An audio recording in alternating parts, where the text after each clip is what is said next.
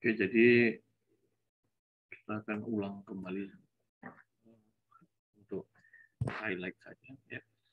Jadi pertama itu kita menghitung tahanan ujung. Tahanan ujung itu biasanya dinotasikan dengan QP. Ya. P itu sebetulnya adalah maksudnya adalah apa namanya,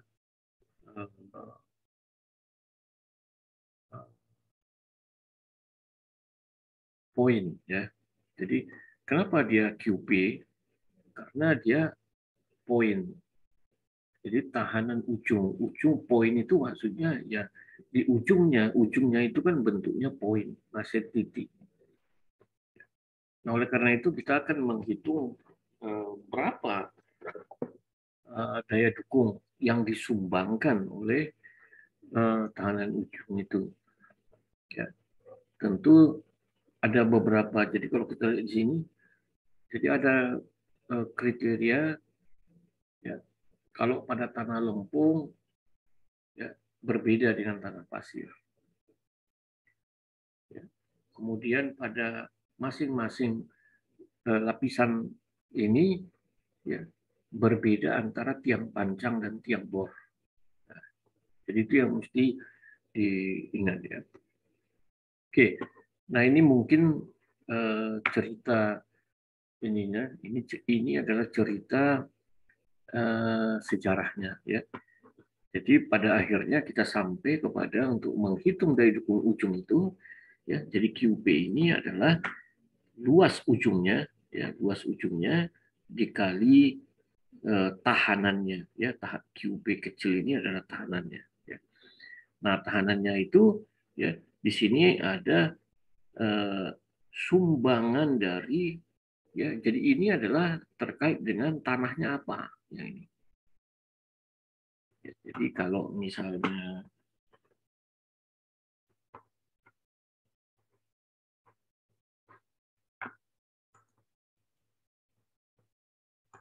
ya, jadi yang ini adalah kalau ini karena dia adalah C, maka ini tanahnya lempung.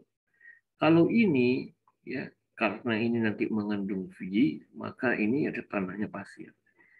Nah, pada ujung tiang itu tidak mungkin di sana ada pasir, ada lempung. Jadi tidak mungkin. Oleh karena itu, kita hanya pilih salah satu saja. Tanahnya apa? Kalau dia tanahnya lempung, hanya pakai ini saja. Kalau tanahnya pasir, hanya pakai ini saja. Ya. Jadi itu yang menyebabkan, ya, maka kita di dalam suatu kita, ya. Jadi kalau kita ingin mendesain, ya, mungkin saya coba kita ini dulu, ya. Saya ingin masuk ke ini dulu.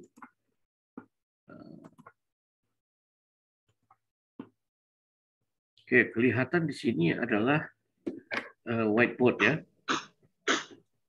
Iya Pak, kelihatan. Nah, jadi kalau misalnya ya, katakan misalnya ini permukaan tanah, ini permukaan tanah. Sini kita ingin membangun suatu gedung lah, katanya. Kita membangun suatu gedung. Ini. Tentu saja bangunan gedung ini harus kita letakkan pada suatu pondasi.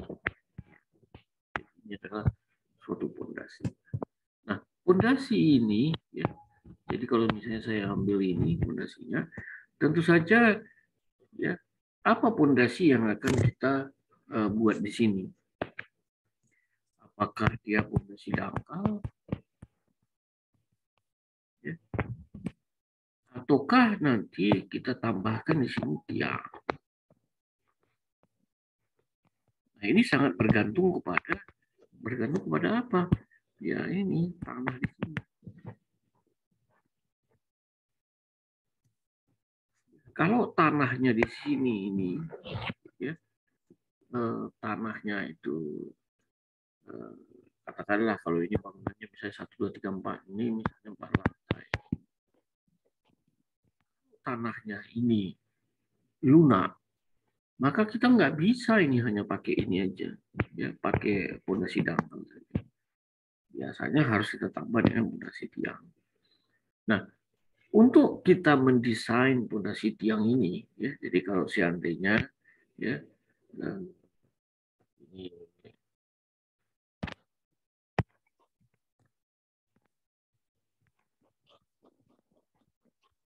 setelah ini saya gedein, ya, saya gedein, ya. Jadi katakan misalnya dia, ya, ini ke sini, ini adalah ya, nanti akan saya buat di sini pondasi tiang. Nah, bagaimana saya mendesain pondasi tiang ini? Pondasi tiang ini apa yang mau kita desain? Pertama kita desain nih, ini kebutuhan diameternya ini berapa? Ini panjang yang dibutuhkan ini berapa? Jumlah tiangnya ini berapa? Ya, jadi kalau saya ambil misalnya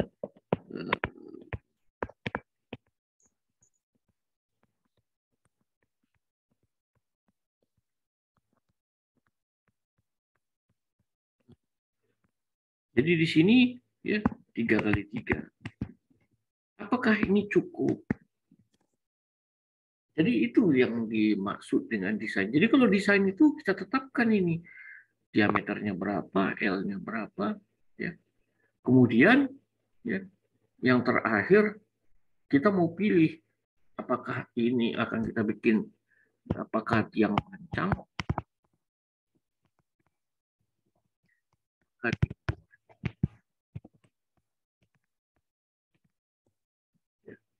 jadi itu pilihan-pilihan di dalam desain yang sangat tergantung kepada ini tanahnya ini tadi.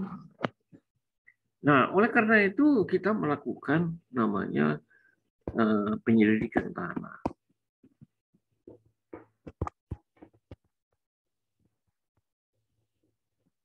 Ketika kita melakukan penyelidikan tanah di sini, apa yang ingin kita capai? Yang ingin kita capai adalah kita mesti tahu ya, lapisan-lapisannya. Sampai ini. Jadi lapisan-lapisan ini tebalnya berapa? Loh, ini kita tahu apakah ini clay, apakah ini sand. Ya. Ini yang harus kita jawab. Jadi ketika kita melakukan penyelidikan tanah, kita harus bisa menggambarkan soil profile-nya ini. Ya. Misalnya kalau di sini, oh ini lempung. Lempung itu setebal berapa? Oh di bawahnya ini lempung juga. Kenapa berbeda? Karena lapisannya, karena pembentukannya berbeda. Yang paling atas lebih tua, ya. Jadi selalu lapisan atas ini lebih tua, lebih muda. Jadi yang di bawah ini lebih tua. Karena pembentukannya begitu, tidak mungkin yang di bawah terjadi belakangan. Yang di bawah itu terjadi duluan. Kemudian baru ada lagi lapisan di atasnya. Kenapa timbul seperti itu? Karena itu adalah kejadian apa namanya? Jadi apa tanah itu akan bertransport akan berpindah dari tempat yang tinggi ke tempat yang rendah. Jadi ada hujan, ada misalnya kalau Gunung Merapi, semua itu kan pergi ke tempat yang rendah.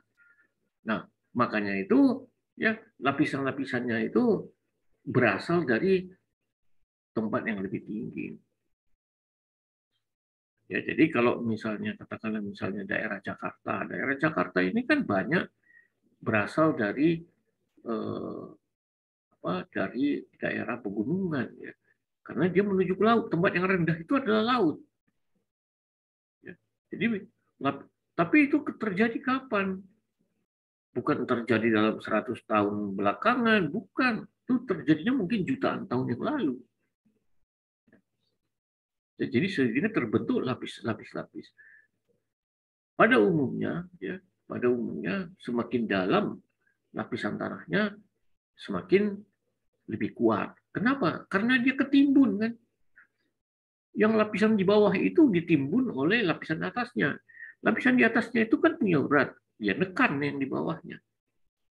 Nah, karena dia nekan yang di bawahnya, maka dia sudah mendapat tegangan. Makanya biasanya disebut dengan tegangan overburden. Ya.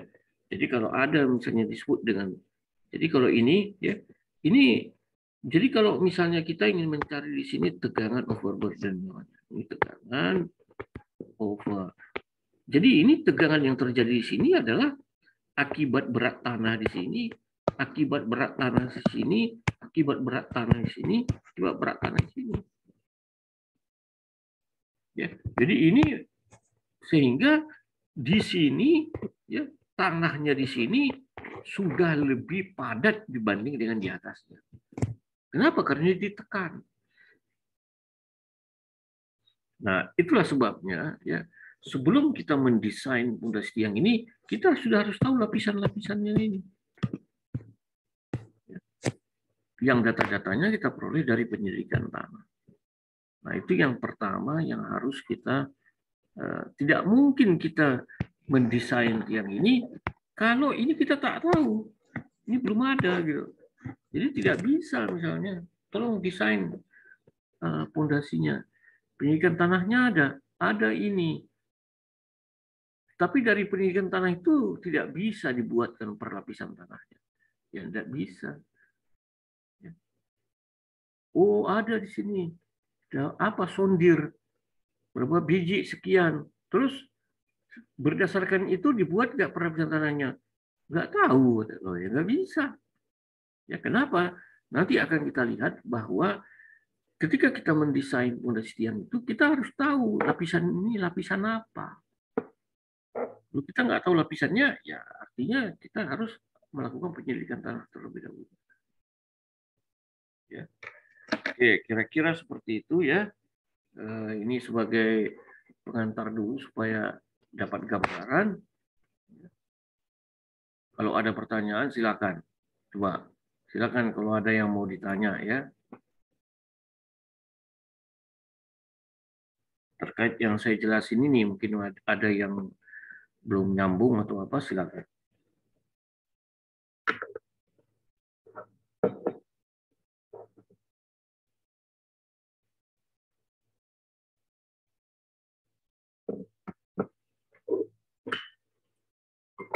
Ya.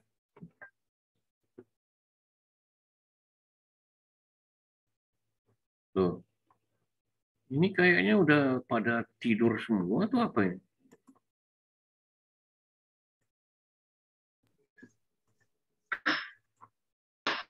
Belum ada pertanyaan sih, Pak. Ya makanya saya akan tanya, jangan-jangan kalian ini udah masih pada tidur. Ya kalau pada tidur, jangan dengar-dengar pun enggak gitu. Nah kan saya enggak tahu. Itulah susahnya online ini. Ya. Semua ini pada yang ini juga nggak kelihatan, nggak tahu. Kalau yang ada kelihatan wajahnya, oke, masih lumayan. Oh ini yang kelihatan cuman fotonya atau entah apa yang di ini, siapa yang tahu ini lagi ngapain. Jangan-jangan saya udah berbusa-busa ngomong tadi, dengar aja enggak gitu. Jadi ya susah ya. Makanya memang penting sekali kesadaran ya dalam sistem perkuliahan online ini sangat penting sekali ya ada kesadaran dari mahasiswa ya. Saya terus terang saja selama masa pandemi dengan online ini saya banyak kecewa. Saya kira sudah ngerti, saya sudah jelasin, kadang-kadang sudah pakai video, begitu ujian nggak dapat. Berarti kan nggak ngerti. Ternyata waktu ujiannya yang saya kira ini pasti dapat, nggak dapat juga. Nah, jadi ya kelihatannya saja serius ini kan, kelihatan serius, padahal juga enggak gitu. Serius pada saat ini mau di screenshot serius kelihatan mukanya, wah kayak ini gitu. Sebelumnya ternyata bertidur-tiduran juga dia, dan nggak tahu juga kita. Ya kalau di kelas biasanya Kalau yang tidur saya bangunin, biasa begitu. Kalau dalam kelas tuh bisa kelihatan ada yang tidur, nah, dia saya bangunin. Jadi nggak jadi tidur dia. Nah, kebetulan kalau sudah dalam kelas kan lebih fokus ya. Nah ini kan tidak bisa. Jadi sangat penting itu kita mengandalkan kesadaran Anda yang memang untuk mencari ilmu ya. Oke lah. Saya tadi ininya. Saya masuk lagi ke ya yang ini ya tadi ya. Jadi kita kembali lagi ya. Jadi pertama-tama karena maka pada lapisan di mana ujung yang itu berada kita harus tentukan dia apa, clay atau sand. Nah kalau sand, nah maka kita pakai ini. Ya kalau ini dengan metode Meyerhof namanya. Tentu metode Meyerhof ini misalnya ya mengacu kepada apa ini? Yaitu mengacu kepada V, yaitu soil friction angle. Nah, soil friction angle itu kita peroleh dari laboratorium tentunya. Nah, itu yang sehingga kita hanya bisa pakai rumus ini kalau ada penyelidikan yang kita dapat di laboratorium. Hanya saja biasanya kalau di Indonesia sulit sekali kita mendapatkan nilai V ini ya. Ini namanya V ya. Yang ini adalah namanya V. Mungkin saya nah ini namanya V ya. Ini V atau ini V namanya. Yaitu sudut geser tanah. Jadi ini sudut geser tanah itu apa sih? Sudut geser tanah itu adalah sudut yang memberikan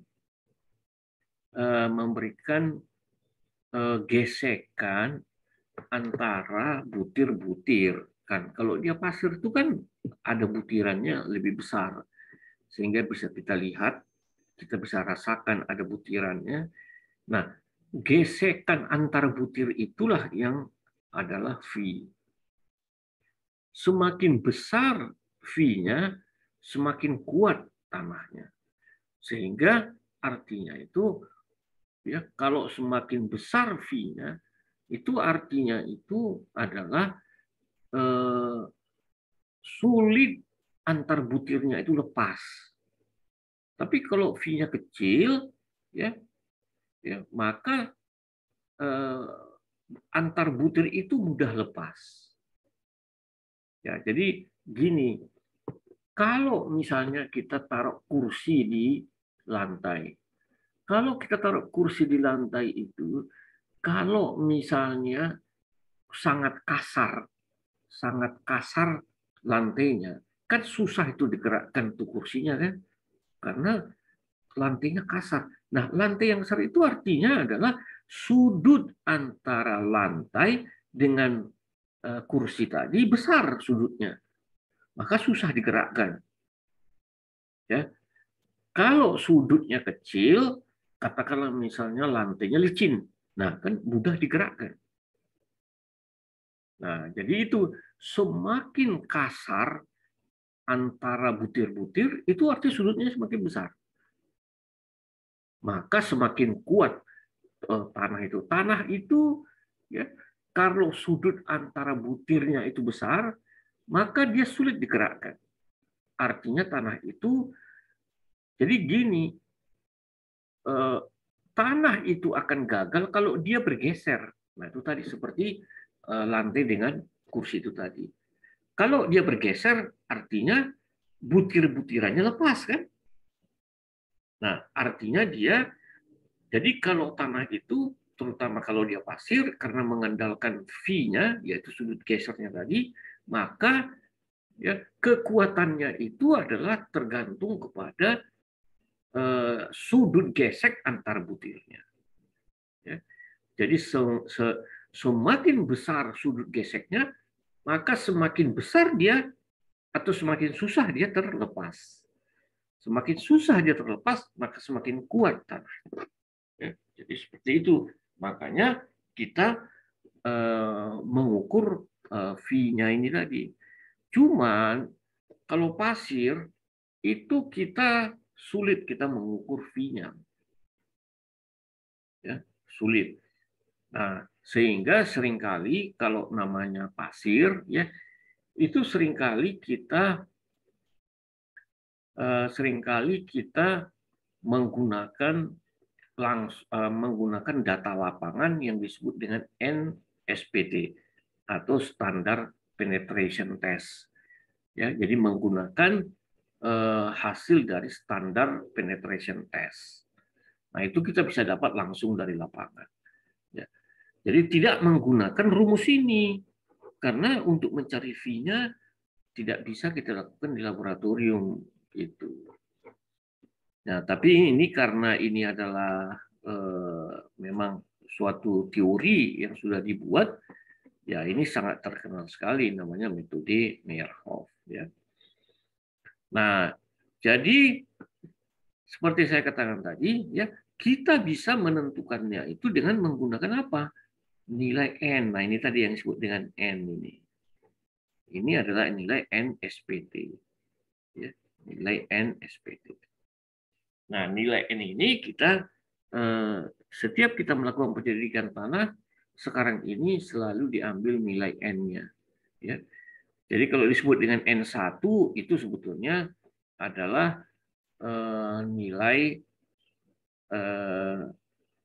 nilai yang sudah ya sering sekali ini artinya yang sudah dikoreksi ya. Jadi sudah dikoreksi terhadap suatu energy ratio 60%. Jadi namanya adalah N160.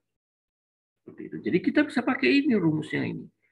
Ya, jadi kalau kita pakai rumusnya ini, nah ini adalah satuannya adalah ya tergantung kepada misalnya ya.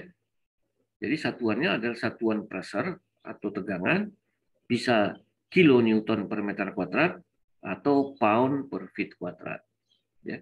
Jadi kalau misalnya kita pakai kilonewton per meter kuadrat, maka PA-nya ini adalah 100. Ya. Jadi ini menjadi 40 kali N1 atau ya kita bisa menggunakan nilai kalau pH-nya 100 berarti ini adalah 400 dikali N.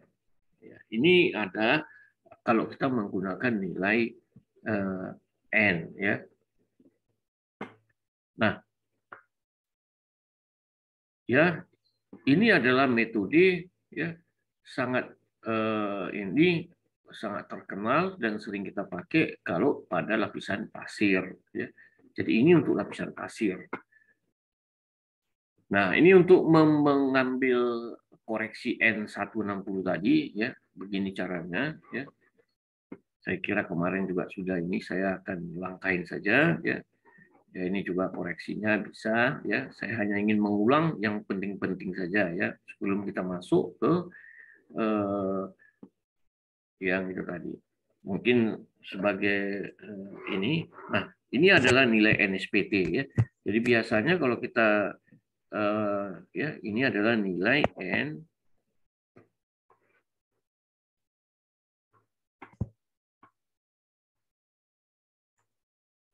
ya. Jadi ini yang disebut dengan nilai N SPT tadi. Ya.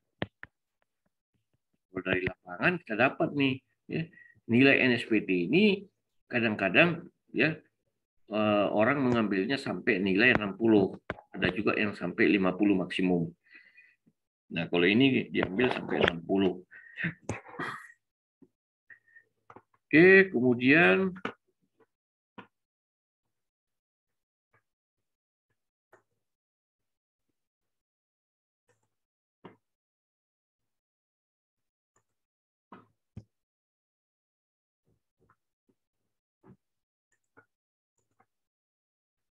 nah, jadi ini pada umumnya ya kita menggunakan NSPT ini tadi ini ya.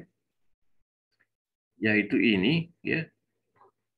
Ya, ini kita pakai untuk tiang pancang ya. Jadi volumenya ini adalah untuk tiang pancang. Ya. Nah, tentu akan berbeda kalau kita menggunakan tiang bor ya. Jadi jelas kalau kita lihat tadi, ya. Jadi kalau kita misalnya lihat tadi, kalau tiang pancang itu, ya, nilai batasnya itu adalah ini, ya. Kita bisa pakai ini, ya. Ini adalah ya, tidak kita bisa, ya. Jadi kalau kita bandingkan dengan ini nanti, ya. Jadi kalau tiang pancang,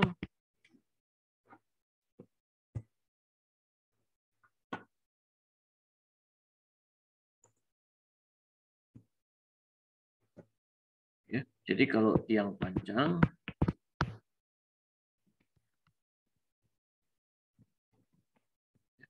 tadi QP-nya itu adalah sama dengan kita bisa ambil 40, ya, 40 dikali N, ya, ya bisa mau N160 pokoknya nilai N, ya, ini dikali L per D, atau nilainya ini tidak boleh, ya, harus kecil atau sama dengan 400 kali N. Nah, ini satuannya adalah kilonewton per meter kuadrat. Nah, kalau kita pakai misalnya ini, ya, jadi ini atau QP itu sama dengan, ya, ini adalah 4 dikali N dikali L per D, ya. Ini kalau satuannya ton per meter kuadrat. Atau ini harus kecil sama dengan 40 kali N. Jadi lihat tiang bor itu maksimumnya hanya 7 kali N. Sedangkan kalau tiang pancang bisa 40 kali N. Ya, jadi di sini ya, meskipun begitu, ini 7 kali N ini, ya, kalau tiang bor tetap maksimumnya itu segini. Ya. Jadi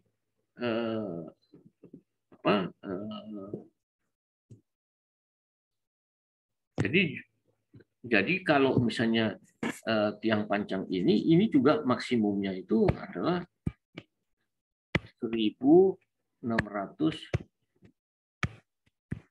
kilonewton per meter kuadrat. Ya.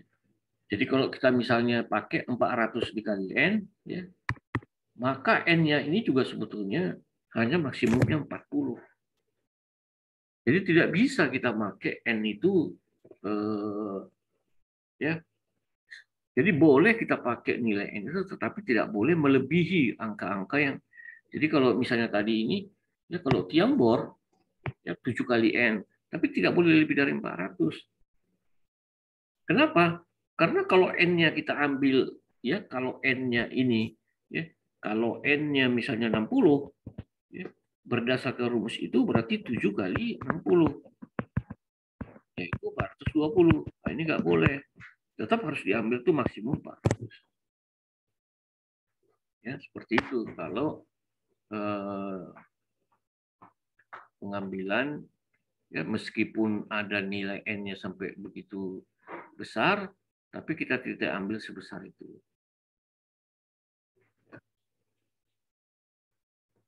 Nah, jadi itu kalau untuk apa namanya, daya dukung ujung, ya. Oke, kemudian saya kira kemarin minggu yang lalu ini juga sudah di ini, ya.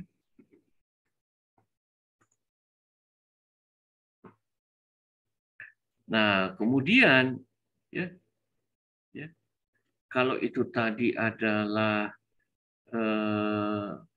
kalau tanahnya pasir, ya kan. Nah, kalau tanahnya itu kohesif, ya, jadi kohesif itu artinya bisa tanahnya itu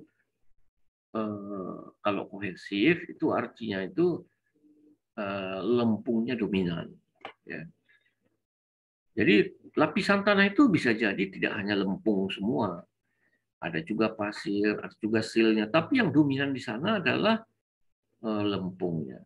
Maka kita sebut dia tanah kohesif. Ya. Nah, kalau pada tanah kohesif, ya, itu daya dukung ujungnya itu baik tiang pancang maupun tiang bor sama rumusnya, yaitu 9 dikali CU. Ya. Jadi QP-nya ini adalah 9 dikali CU. Ya. Jadi kalau kita lihat tadi itu QP kalau untuk tiang bor misalnya 7 kali N, kalau satuannya ton per meter kuadrat, sedangkan tiang pancang itu adalah 40 kali N, ya, maka kalau tanah kohesif itu tidak mengacu kepada nilai N, tetapi mengacu kepada nilai CU. CU itu adalah kohesi. Ya. Jadi kohesi CU itu apa? Kohesi undrained. Ya. C itu cohesion, U itu undrained. Nah, kohesi undrained itu artinya adalah nilai kohesi tanah pada saat dia dalam kondisi total stres namanya. Jadi total stres itu adalah pada kondisi pertama kali diberikan beban. Itulah kondisi yang kritikal pada tanah lempung. Jadi kalau pada tanah lempung itu, ya, ketika pertama kali dibebani, itu dia yang kritis. Kalau sudah lama dibebani, dia akan mengalami penurunan, nanti tanahnya tambah kuat. Itu. Kenapa? Karena tanahnya sudah memampat. Karena kalau lempung itu, kalau kita berikan beban, maka dia akan mengalami konsolidasi. Maka pada kondisi jangka panjang, dia sudah terkonsolidasi. Maka tanahnya menjadi lebih kuat. Atau tegangannya, atau nilai C-nya sudah tambah besar. Jadi nilai CU itu adalah nilai C yang terkecil pada tanah lempung. Ya, makanya sering dipakai nilai CU ini. Tidak dipakai apa? Ada perbedaannya begini. Ya, kalau sering dikatakan kalau disebut dengan CU ini isinya namanya total stress.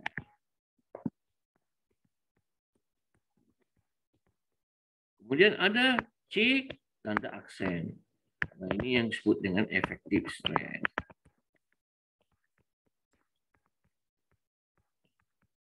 Apa sih bedanya ini? Ya, CU ini adalah jangka pendek. Pertama kali dibebani. Ini adalah jangka panjang. Setelah lama dibebani. Nah, yang kita ini ya CU itu kecil dibanding dengan C aksen. Itu ya. Sehingga selalu kita ambil nih nilai ini. Karena ini namanya nilai kritis. Oke, jadi sekarang bisa ini ya. Jadi kalau kalau dia tanahnya kohesif, maka dari dukung ujungnya itu hanya satu rumusnya, yaitu 9 dikali CU.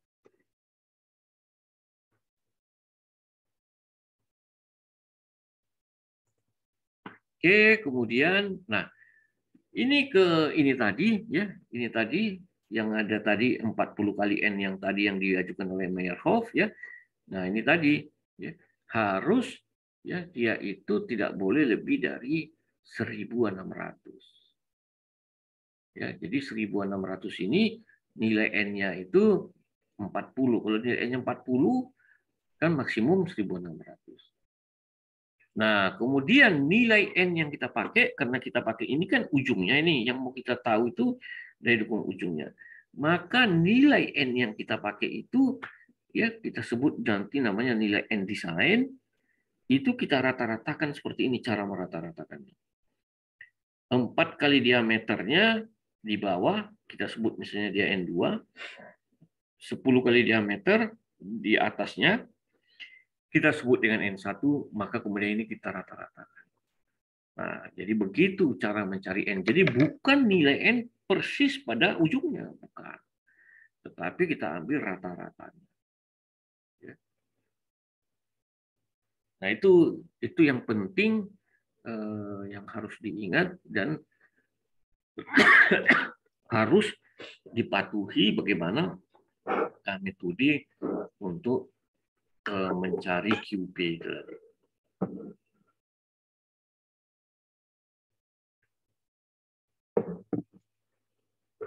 Nah, tentu ya rumusnya ini tadi untuk tiang panjang. Kalau untuk tiang bor tadi sudah kita katakan 7 kali N. Tapi untuk mencari N-nya ini baik tiang panjang maupun tiang bor sama, ya diambil caranya seperti ini.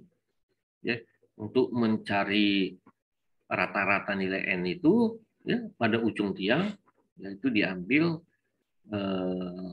seperti ini cara mengambil. Oke, sehingga maka ya jadi kalau misalnya tahanan ujung QP ini ya ini tadi kalau clay dia 9 kali C, kalau sand nah ini dia ininya. Sudah saya ini di sini. 40 kali N, tidak boleh lebih dari 1600, 7 kali N, tapi tidak boleh lebih dari 4. Kalau menggunakan nilai N.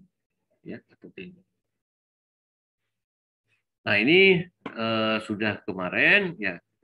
Nah, ini mungkin nanti aja kita lanjut lagi dulu ke yang berikutnya. Ya, saya ingin kita masuk ke yang berikutnya, yaitu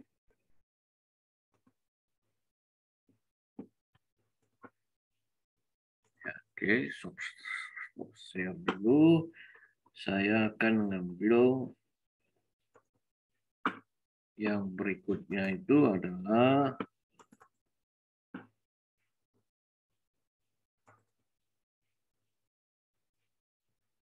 ya, jadi ini.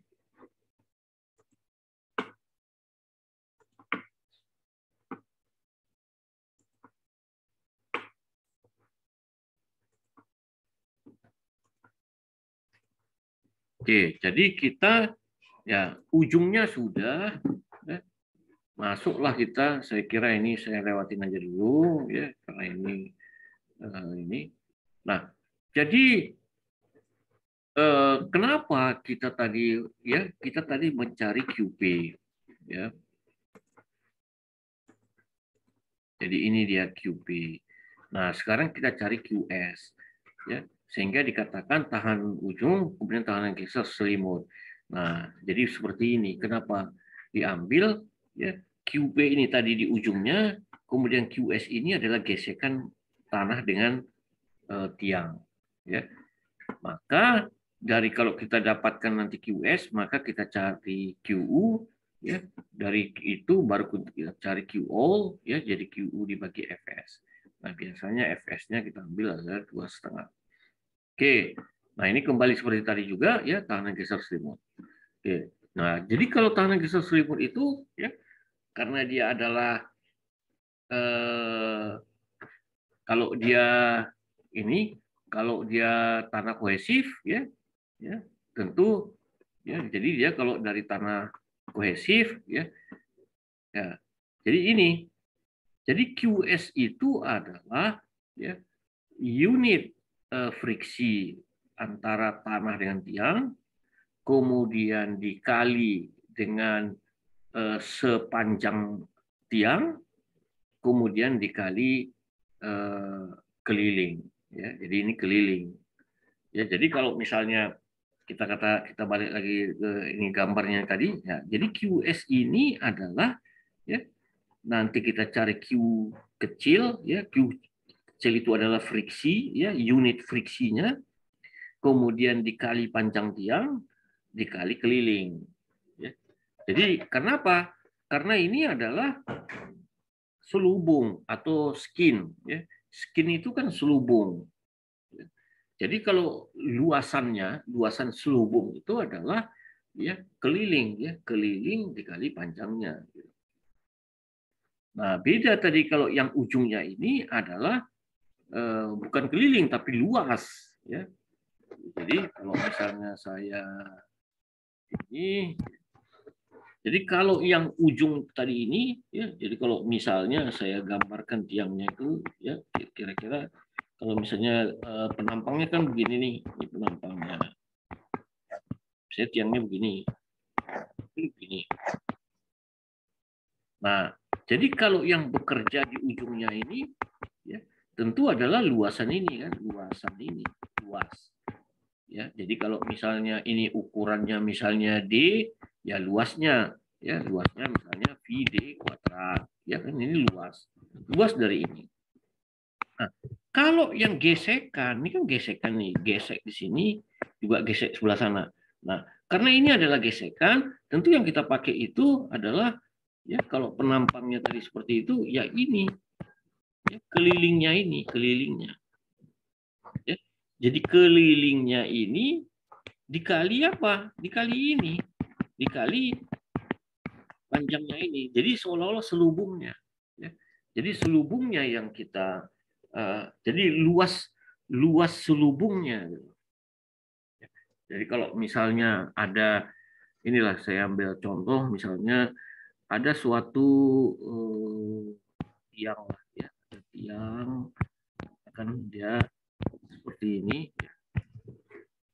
Nah, penampang tiang ini katakanlah dia adalah seperti ini. Katakanlah misalnya ukurannya 30 kali 30 cm ukurannya. Nah, maka kalau luas ujungnya ini, karena kita mencari luasnya, tentu adalah luas sama dengan 30 kali 30. Ini kan luasnya. Ya kan? Nah, kedua, ya, berapa luas selubung? Ya, kalau luas selubung, katakanlah misalnya ini, ya, tongkatnya ini misalnya panjangnya adalah 50 cm panjang.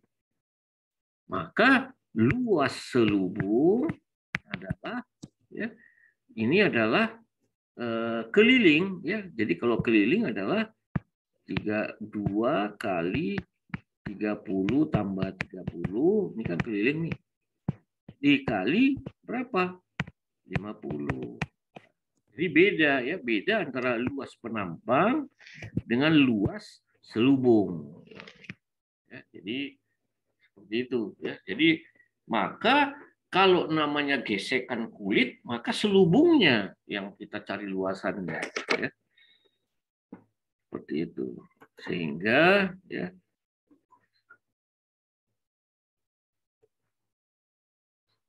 sehingga nah ini tadi ya.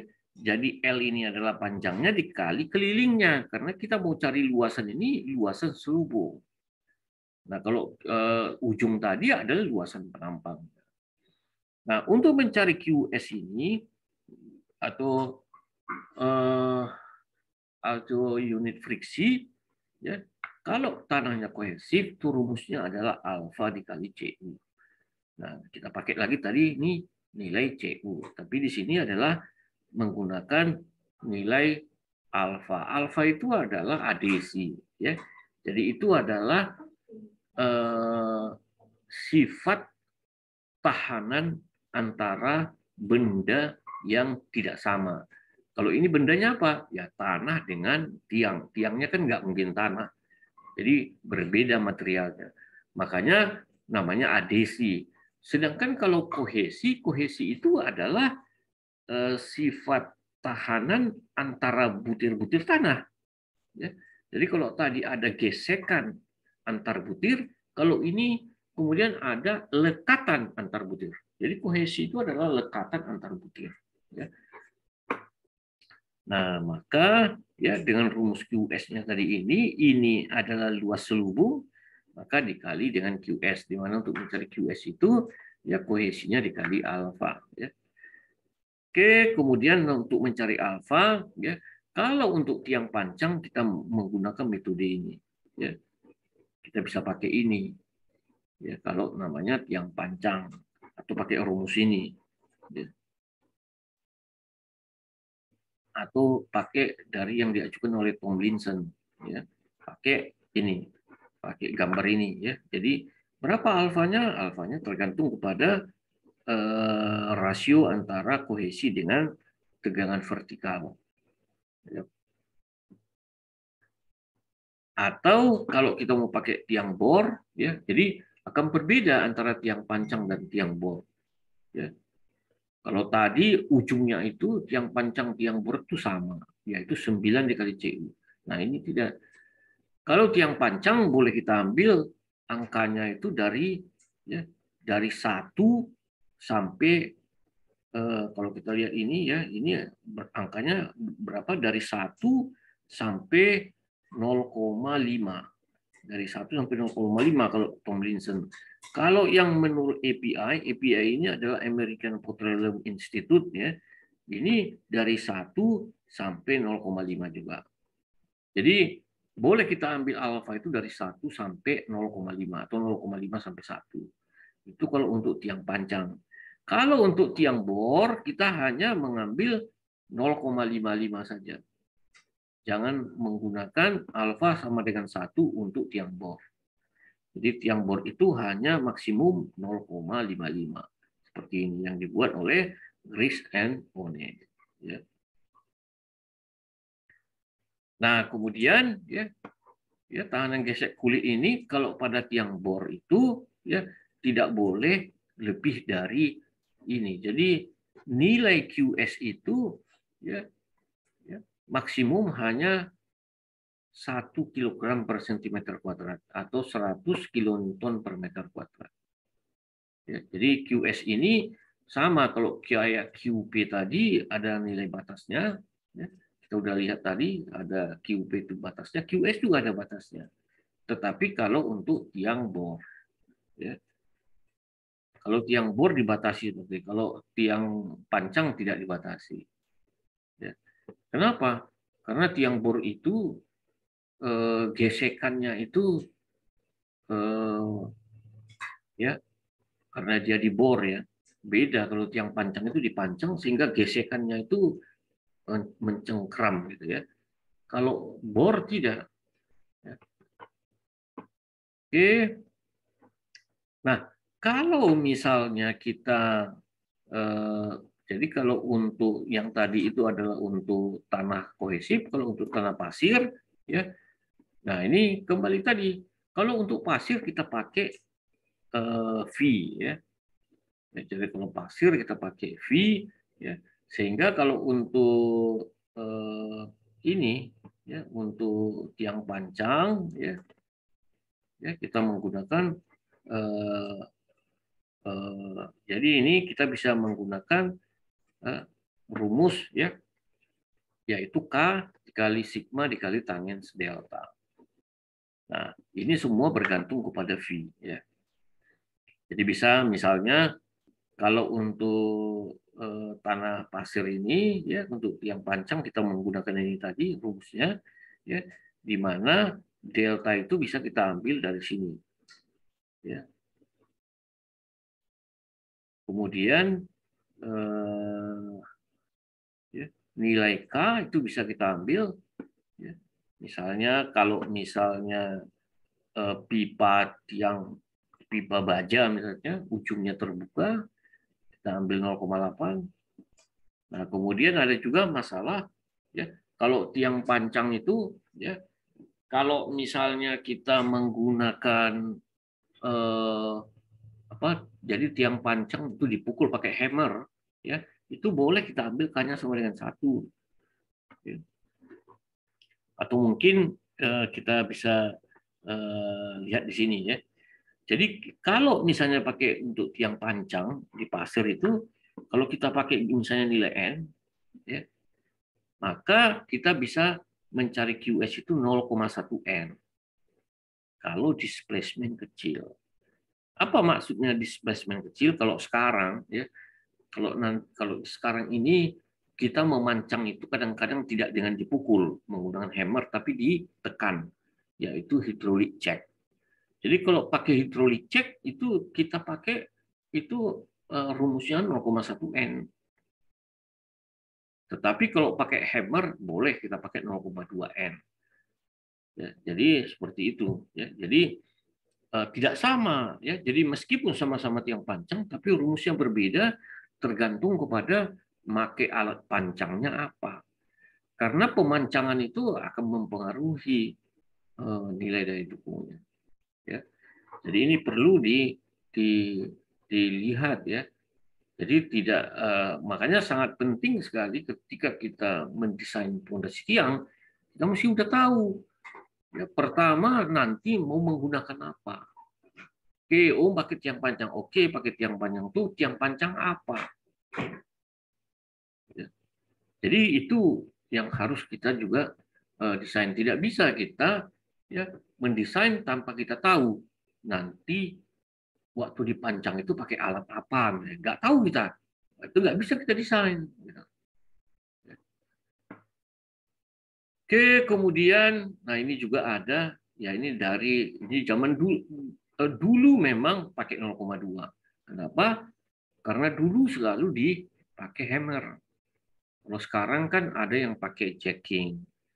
Sehingga sekarang ini kalau pakai jacking harus diambil setengahnya. Ya. Nah, kalau misalnya untuk tiang bor, ya, kalau tiang bor biasanya kita pakai wrist and ride ini untuk tahanan selimutnya, yaitu kita bisa pakai ini ya. Bisa kita pakai 0,32 N. Kalau NSPT-nya kecil dari 53 atau ini kalau ini pun ya ya tidak boleh apa namanya ya jadi atau ya menggunakan nih. Jadi kalau tiang bor selalu kita pakai itu 0,1 kali N.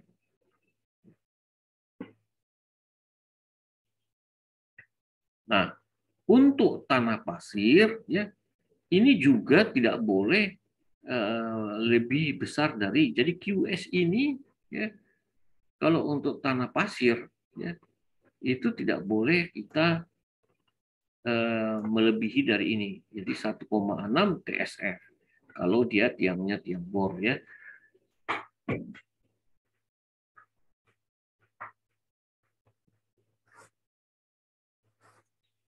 Oke, nah itulah ininya ya. Jadi ini atau kalau mau kita simpulkan tadi ini juga sudah ada ya.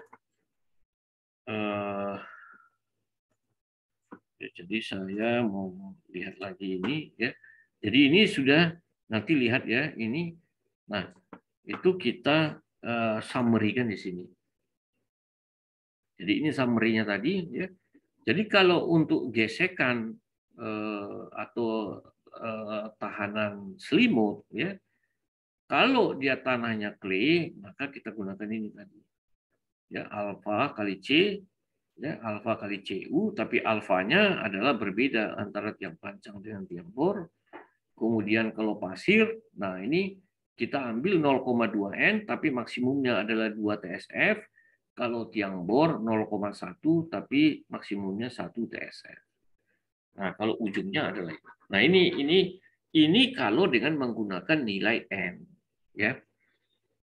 Nah, itulah kira-kira kuliah kita pada hari ini ya. Nanti akan ada supaya ada latihan-latihan, nanti lihat di pos ya. Nanti saya akan masukkan di sana untuk tugas untuk dikerjakan. Oke, demikian saya kira kuliah kita pada hari ini. Ya, kalau masih ada yang mau ditanya, silakan.